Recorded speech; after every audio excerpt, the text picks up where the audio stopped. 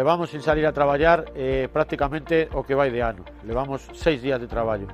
A temporada que levamos de temporais seguidos pois nos está afectando económicamente a todos os sectores, aos mariscadores, aos traballadores de artes menores e a cofradía, lóxicamente. Así é, levamos, hai compañeros que, bueno, entre eles eu, que levamos pois 3 meses casi sin ingresos. Levar 3 meses sin traballar para un autónomo, sea de terra ou de mar, pois é moi complicado manterte. Entonces estamos correndo riscos. Dende que teño 46 anos, dende que levo traballado, eu nunca viví unha situación como esta, tan seguidos. Esta semana, o luns, contactamos por medio de mail coa Xunta de Galiza para tratar de que nos deixaran faenar o día de hoxe e o día de mañá. Pois non se nos concedeu. Nos, coa excepción que estamos pedindo que eles se basean en que a lei é a lei e que non podemos pasar por riba dela, estamos pedindo, como ben pedimos, unha excepción. En que nos basamos? Está claro, nese correo enviámoslle o que facturamos, é ridículo. Entonces estamos pedindo unha cousa que non lle estamos pedindo axuda, estamos pedindo ir traballar. Primeiramente, argumentos non nos deron. Simplemente nos contestaron a día de onte ás 2:10 da tarde o correo dicindo que pois que a lei que non nos permitiría ir a traballar e nada máis. Bastante escueto, por certo. Nos o que na cofradía estamos no que estamos apoiando basicamente é que antes que a mí pois estuvo unha patroa maior e antes estuvo un patrón maior que xa pedían, esta demanda xa había.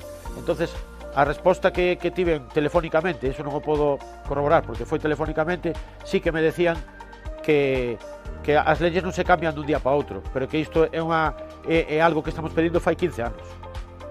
O que sí temos que decir é que eu tratei de falar coa conselleira e non fun capaz, polo tanto o único que podo decir é que non nos sentimos escoitados pola Xunta de Galiza.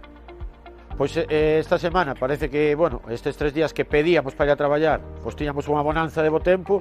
Para martes non ven uns temporales moi grandes, pero sí que veñen ventos, brisas, coas cuales nós estas embarcacións pequenas posiblemente non teníamos que seguir parados. Por lo tanto, non sei o que vamos...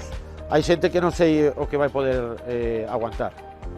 Sí que vos podo dicir que hai compañeros que a mellor se están planteando pois amarrar os barcos e buscar vida no outro lado, ou irse para barcos máis grandes ou buscar vida.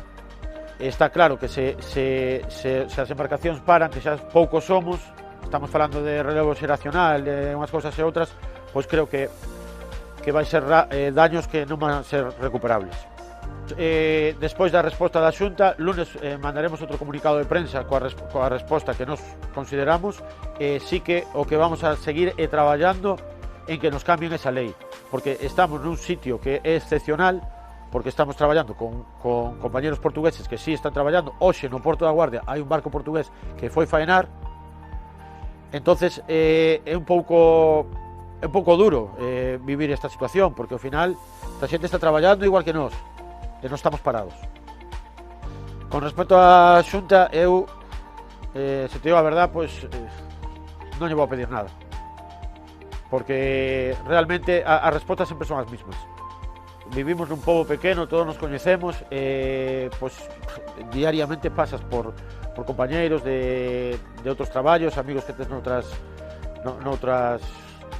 industria e demais, o que lle diría é que a hora de falar sobre a pesca, que como nos conocen e saben que somos traballadores, pois que sepan que estamos pasando mal e que o digan. Cada vez que falen coa xente, que o digan e que chegue a xente. Respecto a xente do pueblo, eu creo que sí, porque o que máis e o que menos na casa ten un mariñeiro ou unha mariñeira. Entonces estas cosas chegan e a xente é consciente disto, pero a ver, isto temos que solucionarlo nós, está claro. Sei que se tuviéramos que facer algo, o apoio íbamos a telo. O apoio que necesitaríamos sería pois a verdad que outro día pois por medio de redes sociais e demais, pois sí que nos gustou que todo o mundo compartira ese comunicado de prensa, que bueno, que cada vez que vas andando por la calle que te digan, que está ben. Entonces, bueno, pues nos seguimos traballando niso.